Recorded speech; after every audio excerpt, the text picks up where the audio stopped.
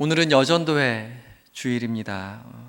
한국의 기독교 역사가 세계 어느 나라에도 없을 만큼 위대한 역사를 가지게 된 것은 아마도 여전도회의 노력이 아닐까 싶습니다.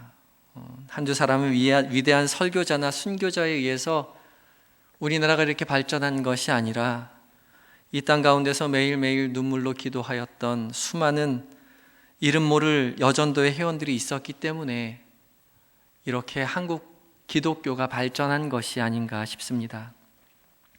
우리 동순교회가 1952년도 시작되어서 64년까지 이렇게 아름답고 멋진 교회로 설 수 있었던 것도 마찬가지로 매일매일 교회를 위해서 헌신하고 기도하였던 여전도회 회원이 있었기 때문일 것입니다. 젊은 회원들로부터 노건사님들까지 기도하기를 쉬지 아니하고 또 주방에서 또 여러 교회의 자리에서 동네 어귀에서 봉사하고 헌신하고 전도하였던 그 모습 때문에 우리 동순교회가 이렇게 아름답고 든든하게 세워져 갔던 것일 것입니다.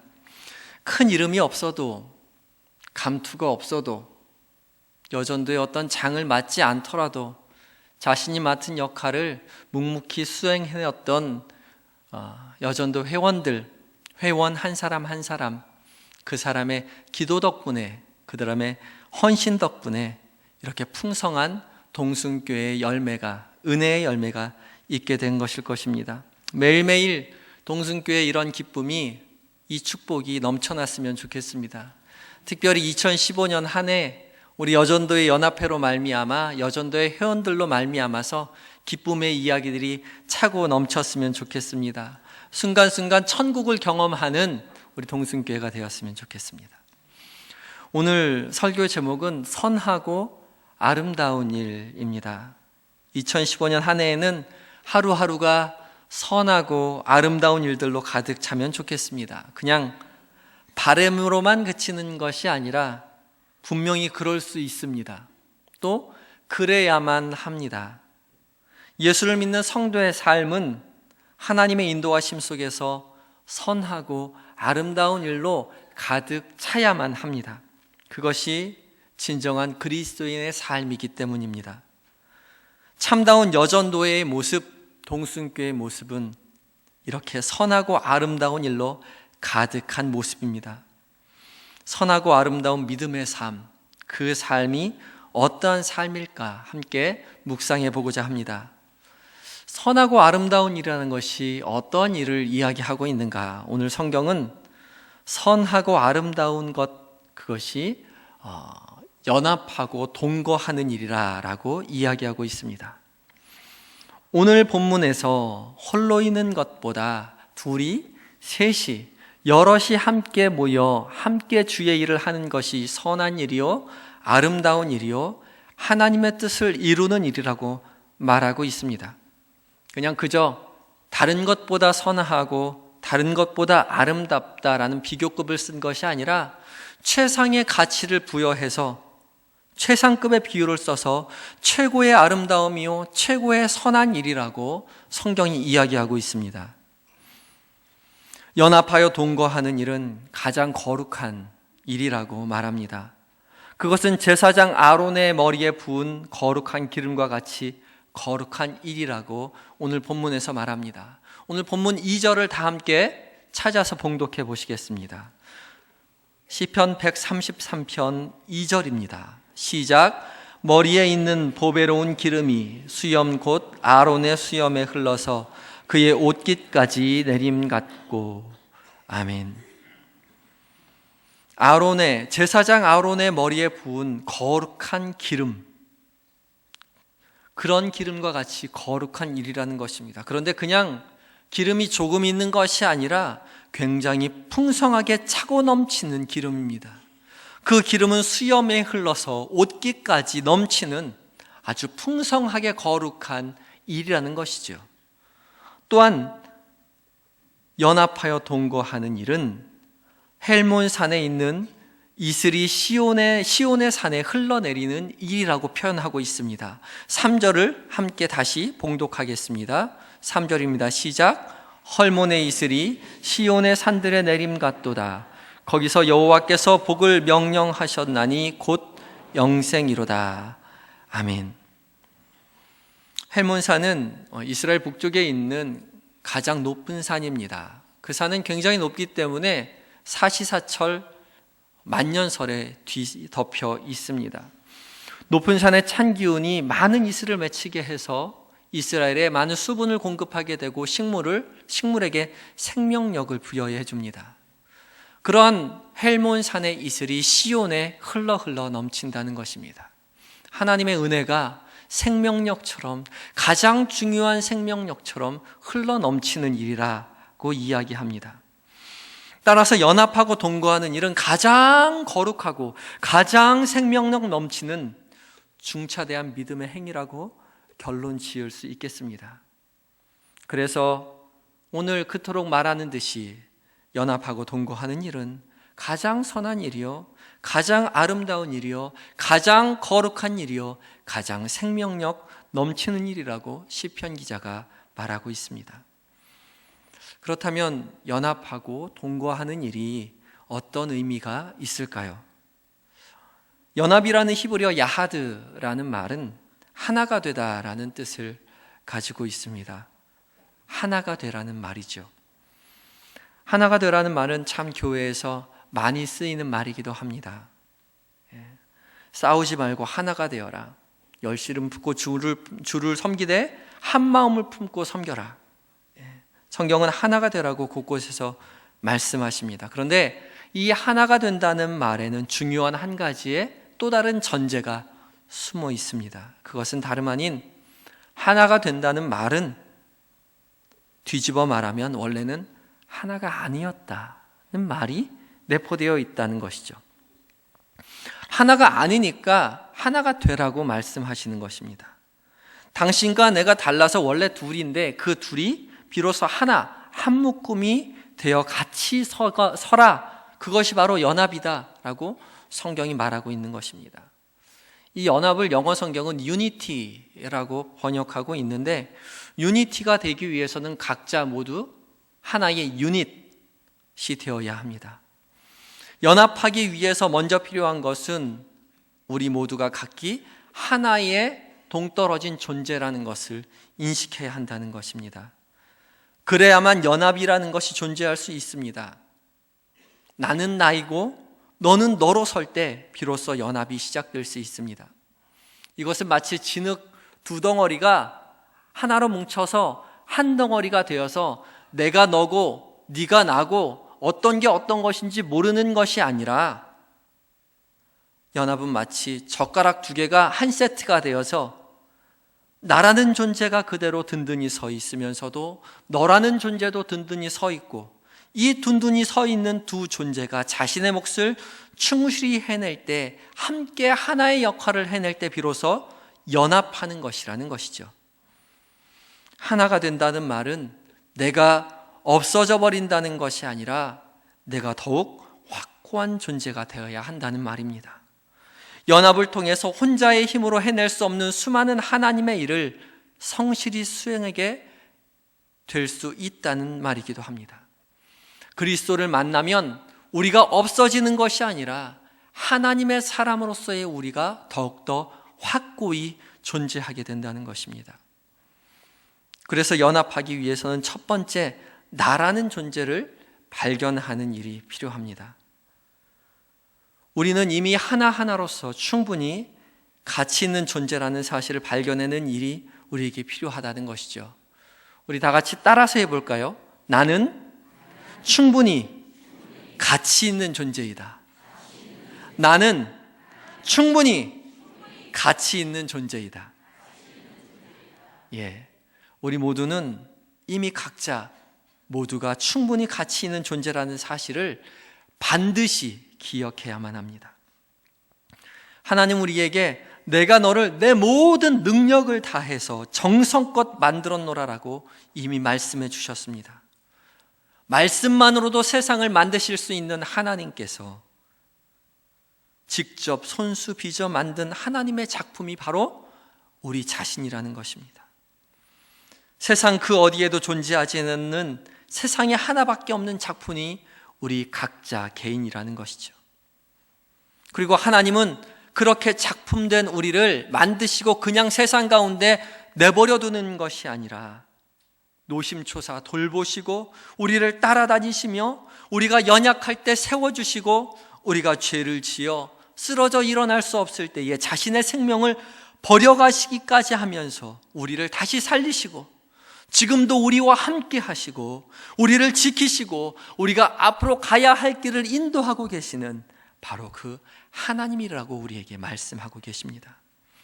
그래서 우리의 가치는 우리 스스로 깨달아지는 것이 아니라 우리의 작품의 주인 되신 하나님을 만날 때 비로소 밝혀질 수 있는 것입니다. 아브라함도 갈대아 우르에서 하나님을 만날 때 비로소 자신이 하나님의 복 그 자체임을 발견하게 되었습니다. 야곱도 약국강 나루에 서서 하나님을 만났을 때 자신의 정체성을 비로소 발견합니다. 야곱은 자기 자신이 멋진 사람이 되기 위해서 인생을 다 허비했습니다. 팥죽구로 장자권도 샀고 형도 속였고 외삼촌 라반의 집에서 20년을 희생해서 모든 전 재산을 모아서 거부가 되었습니다.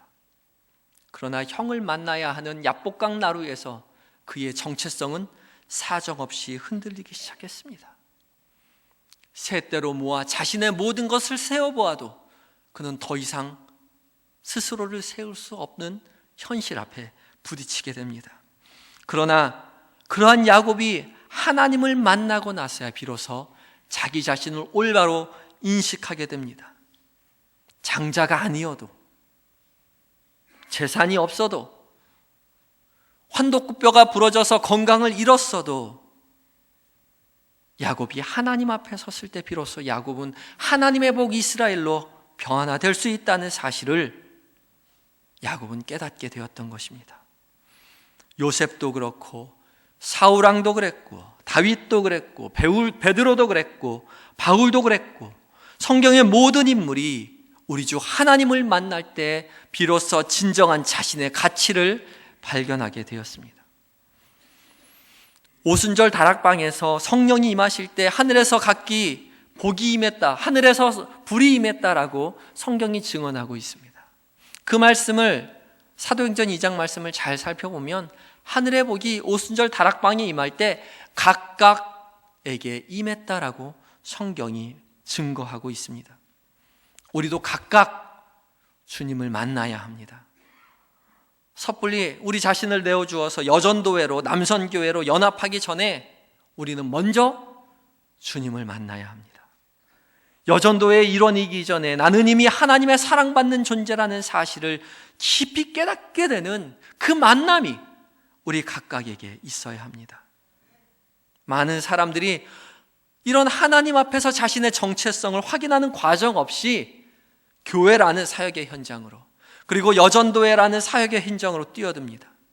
그리고 나서 자신의 정체성을 발견하기 위해 여전도회의 이름, 자신의 사역의 이름의 결과물을 취하려고 합니다.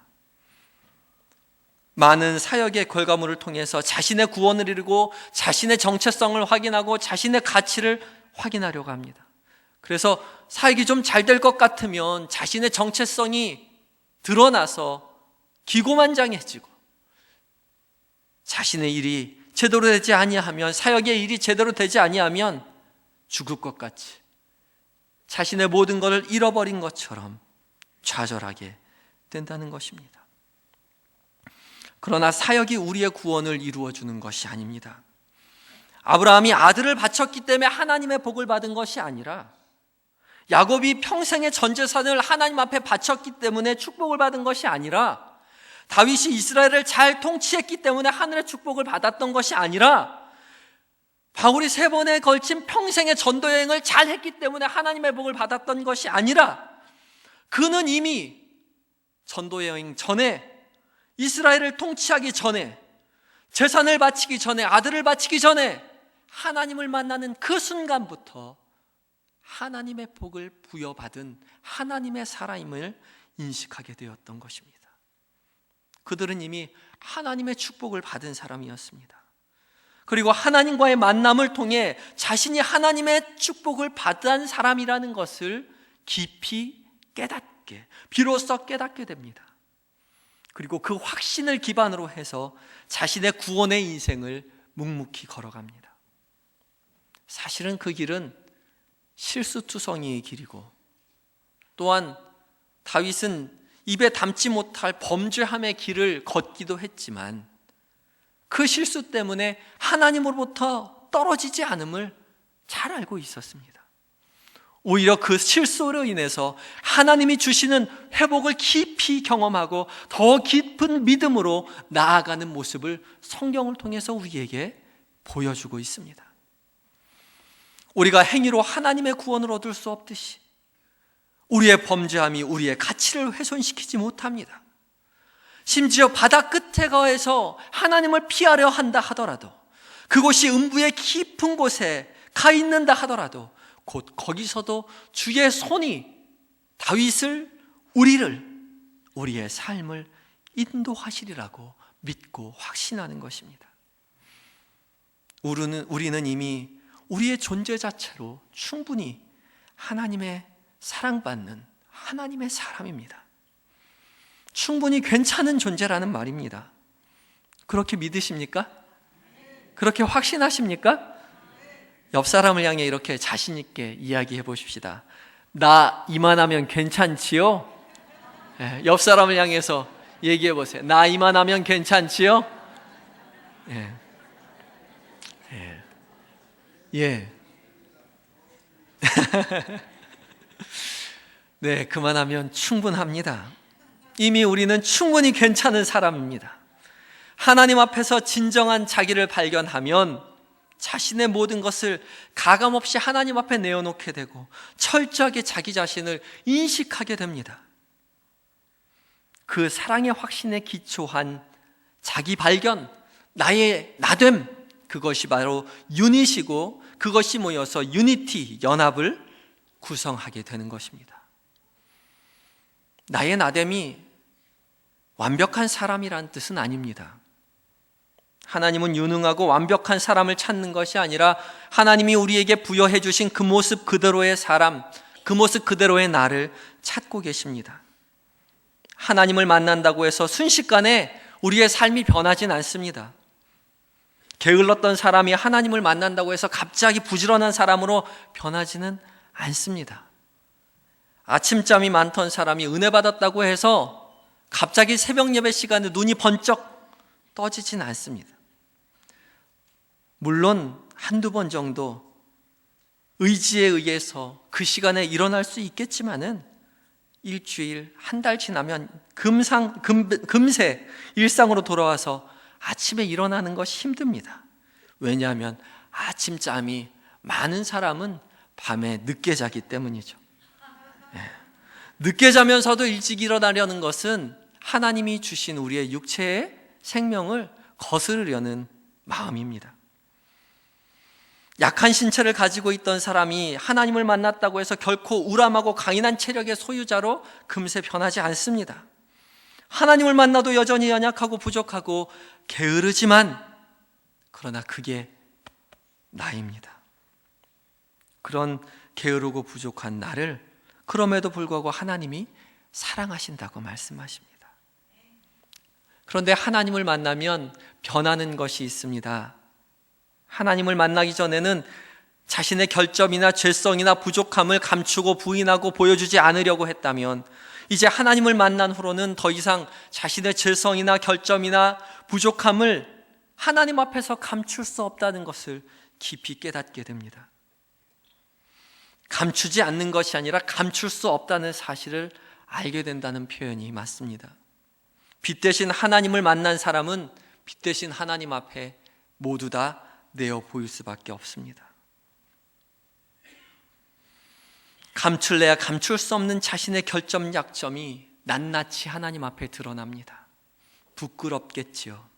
마치 아담과 하와가 선악을 알게 하는 나무의 과실을 먹고 부끄러워서 스스로 나뭇잎으로 자신의 육체를 가렸지만 뜨거운 햇볕이 비추자마자 그 모든 것이 무용지물이 되었듯이 선지자 이사야가 하나님의 얼굴을 뵙고 나서 화로다 나여 망하게 되었도다 라고 고백하였듯이, 또한 사도 바울이 자신의 모든 지식이며 지혜가 주님을 만난 후로는 나는 죄인 중에 괴소로다 라는 고백으로 변화되었듯이, 빛 대신 하나님 앞에 선 자는 자신의 모든 것을 내어놓고 철저하게 자신의 죄성을 깨닫게 됩니다. 철저한 부끄러움 앞에서 주님은 우리를 지적하시고 심판하시는 것이 아니라 자신의 생명을 내어서 우리를 감싸 안아주십니다. 하나님은 우리에게 다가와서 우리를 안아주시고 만져주시고 위로해 주십니다. 가죽 옷을 지어 입히시고 나의 사랑하는 자야, 나의 어여쁜 자야, 일어나서 이제 네가 그 죄악된 어둠의 세력에서 일어나서 나와 함께 가자라고 말씀해 주십니다. 하나님을 만난 사람은 이렇게 자신의 약점을 감추지 않고 그대로를 인정할 수 있습니다. 누구에나 약점이나 결점은 존재합니다. 나의 약점과 결점조차도 하나님의 것이라는 그런 인식이 있어야 합니다. 나의 약점과 결점을 하나님 앞에 감추려는 사람은 그 모든 것이 하나님의 것이라는 것을 부인하는 것입니다. 자신의 어두운 면을 감추려고만 하는 사람은 참된 그리스도인의 행동답지 않은 삶을 드러내는 것입니다.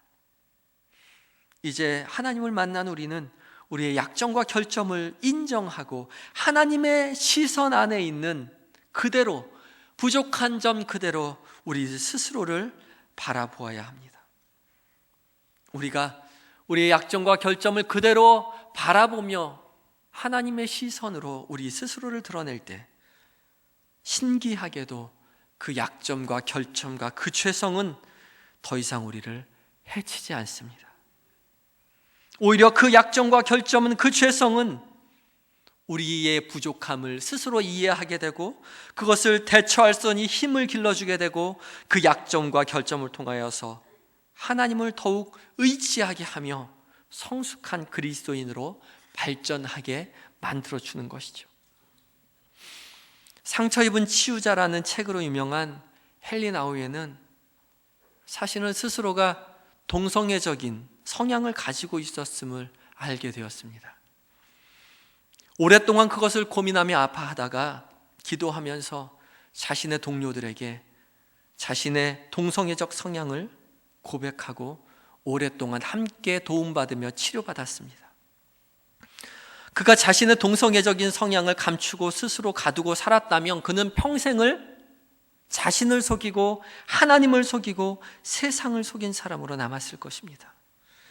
그러나 자신의 모든 것을 내려놓고 하나님과 친구들 앞에서 자신의 연약한 점을 드러내어 고백하였을 때 그는 그 약점을 통해서 더욱더 깊이 동료들과 함께 교제할 수 있었고 같은 아픔 속에 있던 사람들을 위해서 중보할 수 있었고 이런 고백을 통해서 그는 더욱 성숙해졌고 아름다운 신앙인의 삶을 이어갈 수 있게 되었던 것입니다. 저는 사람이나 사람 이름을 잘 기억하지 못하는 단점이 있습니다. 늘 사람을 만나야 하는 목회자로서 사실은 치명적인 단점입니다. 제가 얼만큼 사람 이름을 기억 못하냐면 심지어 사무실에 함께 지내는 목사님이나 전도사님 이름도 가끔은 까먹어서 애를 먹기도 합니다. 연예인 이름도 잘 몰라서 저 사람이 가수인지 탤런트인지 잘 모르고 소녀시대하고 원더걸스를 구별 못했고 핑클과 SES를 잘 구별 못했습니다. 사람을 잘 기억 못하기 때문에 저는 사람 만나는 게 사실은 잘 싫었습니다. 이름을 못 외우면 못 외울수록 사람을 안 만나려고 했습니다. 난 내향적인 사람이니까 사람을 될 수 있으면 안 만나겠어 라고 스스로 고백했던 것 같습니다. 무리지어 있는 것보다 혼자 있는 걸 좋아했고 외형적인 활동보다 내향적인 성찰을 더 좋아했기 때문에 나는 사람을 안 만나려 하는 거라고 치부했습니다. 그리고 저를 그 속에 감추고 스스로를 위로했습니다. 그런데 저는 놀라운 능력을 가진 한 사람을 발견하는 계기를 맞게 되었습니다. 그 사람은 다름 아닌 제 아내입니다. 제 아내는 사람 이름을 참 잘 외우는 신비한 능력을 가지고 있습니다. 제가 처음 제 아내를 너무 자랑스러워서 신학대학교에 데리고 가서 친구들에게 인사를 시켰습니다. 한 15명의 친구들이 쭉 하고 서 있었는데 그저 아내에게 한 사람씩 이 친구는 이름이 뭐고 이 친구는 이름이 뭐고 그렇게 소개를 했습니다. 그런데 제 아내는 그 15명의 이름을 아직도 기억하고 있습니다. 심지어 그 친구들의 자녀가 몇 명이었는지, 그리고 제 친한 친구의 자녀의 이름까지도 다 기억할 수 있습니다. 너무 신기하고 부끄럽고 또 부럽기도 하고 제가 죄스럽게 생각되기도 했는데 어느 날 제 아내가 하루는 저에게 이렇게 말을 하는 것이었습니다. 오빠, 나는 사람 이름 외우는 게 그렇게 어렵지 않아. 나는 조금만 신경 쓰면 그 사람 옷차림이나 생일까지도 다 기억할 수 있어. 하나님이 나에게 그런 달란트를 주신 것 같아. 아, 하나님이 달란트로 아내에게 그런 걸 주셨구나. 나는 그런 달란트를 못 받은 거로구나. 나는 그 달란트 말고 다른 달란트를 받았지. 내가 사람 이름을 못 외우는 것은 나의 부주의함이나 잘못만은 아니로구나. 그렇게 생각되었습니다. 그러고 나니까 저는 죄책감에서 좀 해방될 수 있었습니다. 더 이상 나를 감추려고 하는 것이 아니라 내가 달란트로 받지 못했기 때문에 다른 달란트로 받은 사람보다 조금 더 노력하면 될 수 있겠구나라고 생각했던 것이죠. 그 다음부터 저는 저의 그런 단점을 그대로 받아들이게 되었고 감추기보다는 오히려 적극적으로 그것을 단점을 커버하려고 했습니다. 사람들에게 제가 잘 이름을 못 외운다고 양해를 구하기도 하고요. 아내를 옆으로 데리고 다니면서 저 사람 이름이 뭐냐고 자꾸 물어보기도 했습니다. 핸드폰이나 수첩에 이름을 적어놓고 핸드폰 이름 옆에 그의 남편의 이름, 자녀의 이름을 적어놓기도 했습니다. 우리 모두는 완벽한 사람으로 태어나지 않았습니다. 아내가 그런 달란트를 가지고 있다고 해서 저희 아내가 완벽한 하나님의 사람이라고 생각하지는 않습니다. 10년을 살아보니까 그것을 뼈저리게 동감할 수도 있을 것 같습니다. 제가 받은 달란트를 아내가 가지고 있지 않고 아내가 가진 달란트를 제가 가지고 있지 않습니다.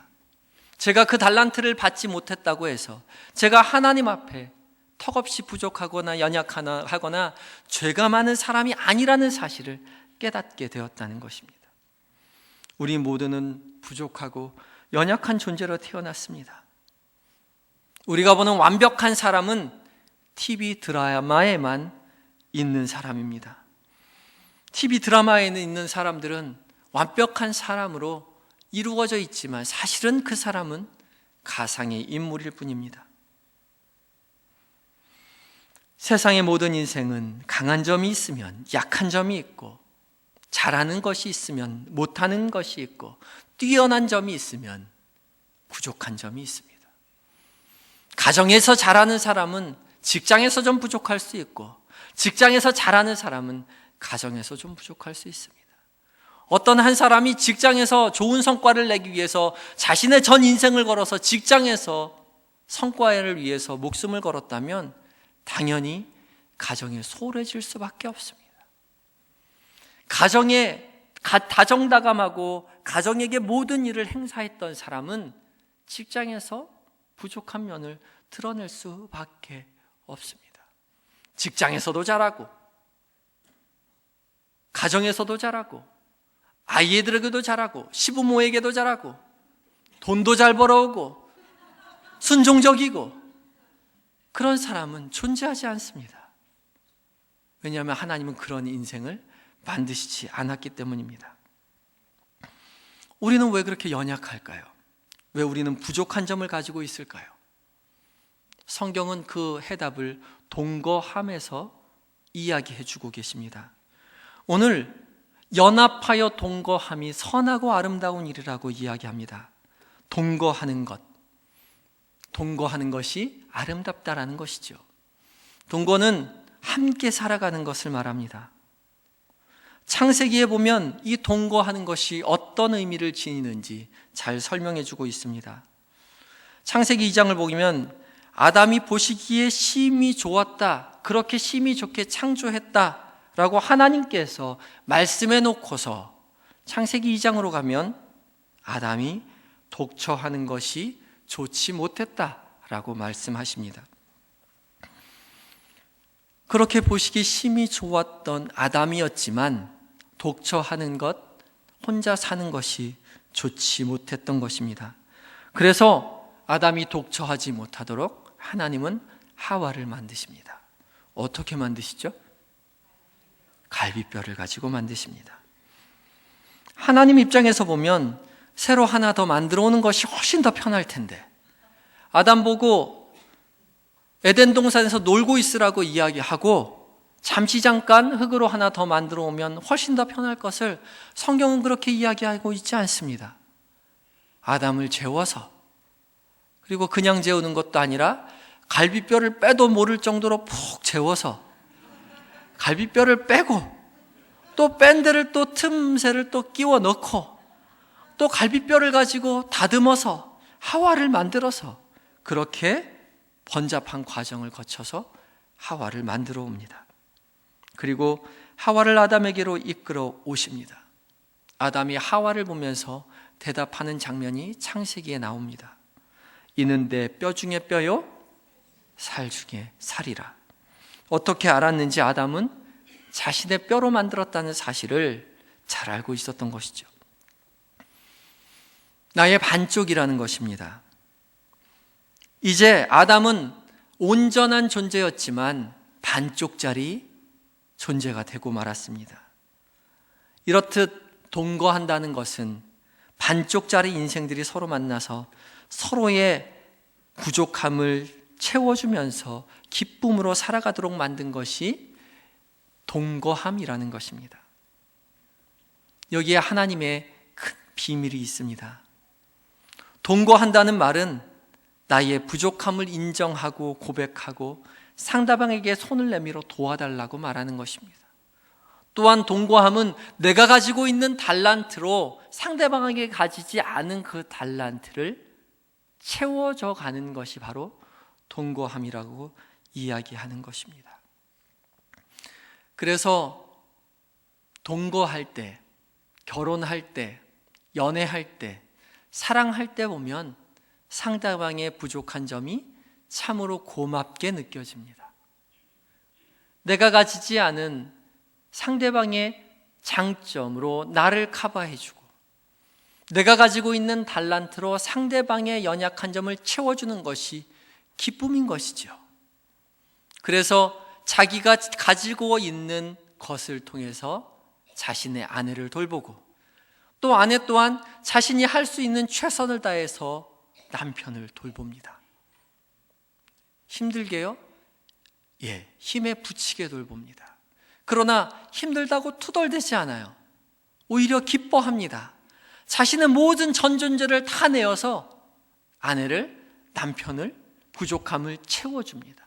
그것이 사랑 가운데 동거하는 일입니다. 그런데 사랑이 조금씩 식어지면 서로의 부족함을 채워주는 것이 기쁨이 아니요, 성가심이요, 귀찮음이요, 성질을 돋구는 일이 되고 맙니다. 언제까지 내가 채워줘야 하는지, 언제까지 뒷바라지를 해줘야 되는지, 언제까지 가르쳐야 하는지 투덜대게 됩니다. 그리고 자꾸 가르치려고 들죠. 그렇게 하지 말라고 했잖아. 언제까지 내가 가르쳐줘야 돼? 그렇게 이야기합니다. 근데 성경은 이야기합니다. 내가 가지고 있는 반쪽을 상대방은 가지지 못했다고요. 내가 가지지 못한 반쪽을 상대방이 가지고 있다고요. 그것이 성경이 말하는 동거함의 비밀입니다. 서로가 서로의 부족함을 이해하고 바라보고 기쁨으로 메꿔주는 것이 사랑이며 사랑을 함께 나누는 연합이요 동거함입니다. 하나님 앞에서 부족함을 인정한 우리 스스로는 내가 가지지 못한 달란트를 가진 그 사람에게 손을 내밀고, 또한 내가 가지고 있는 달란트를 상대방이 가지지 못했을 때 기꺼이 기쁨으로 내어서 그의 부족함을 채워주는 것, 그것이 하나님의 나라라고 이야기합니다. 연합함이요 동거함이라고 이야기합니다. 물이 넘치는 곳에서 부족한 곳으로 흘러올 때에 물이 건강해지듯이, 공기가 있는 곳에서 없는 곳으로 흐를 때에, 대류할 때에 공기가 정화되듯이, 하나님의 사랑도 달란트가 있는 곳에서 없는 곳, 넘치는 곳에서 부족한 것으로 흐를 때에 비로소 부족한 사람뿐만 아니라 넘치는 사람까지 건강해지는 것입니다. 여전도에 연합해 헌신 예배를 드리고 있습니다. 연합하는 일, 동거하는 일, 그것은 바로 하나님 앞에 우리가 서서 우리의 부족함을 내어놓고 인식하고 그것으로 말미암아 하나님 앞에 기대며 나보다 연약한 자를 기쁨으로 사랑으로 돌보아주는 것, 또한 나의 연약함을 기쁨으로 도움받는 것, 그것이 바로 선하고 아름다운 일이며 연합하고 동거하는 거룩하고 생명력 넘치는 일인 것입니다. 말씀을 맺겠습니다. 2015년 여전도 연합해 연합하고 동거하는 일이 가득했으면 좋겠습니다. 여전도의 연합회뿐만 아니라 우리 동순교회의 삶이, 우리 가정의 삶이, 우리 구역의 삶이 연합하고 동거하는 일이 가득했으면 좋겠습니다. 그 일을 위하여 우리 모두가 각자 하나님 앞에 올바로 서십시오. 그리고 하나님 앞에 선 하나님과의 만남 속에서의 그 인식으로 말미암아 서로를 사랑하고 도와주고 도움받으며 나누는 귀한 은혜의 일들로 넘치는 2015년 동순교회가 되시기를 소원합니다. 다 같이 기도하시겠습니다. 사랑의 하나님, 부족하고 연약한 인생을 내가 너를 사랑하노라, 나의 모든 것을 내어주기까지 내가 너를 사랑한다라고 말씀하여 주시니 감사합니다. 부족하지만은 주님께서 부르셔서 주 앞에 섰사오니 성령 하나님이여 우리의 각기 만나 주시옵시고 주께서 허락하신 은혜의 삶을 우리가 연합하며 동거하며 이루어낼 수 있도록 도와주시옵소서. 그리하여 하나님의 사랑이, 하나님의 구원이, 하나님의 천국의 잔치가 동순교회에, 여전도회에, 우리의 가정 가운데, 우리의 구역 가운데 차고 넘치게 하여 주시옵소서. 예수님의 이름으로 기도하였습니다. 아멘.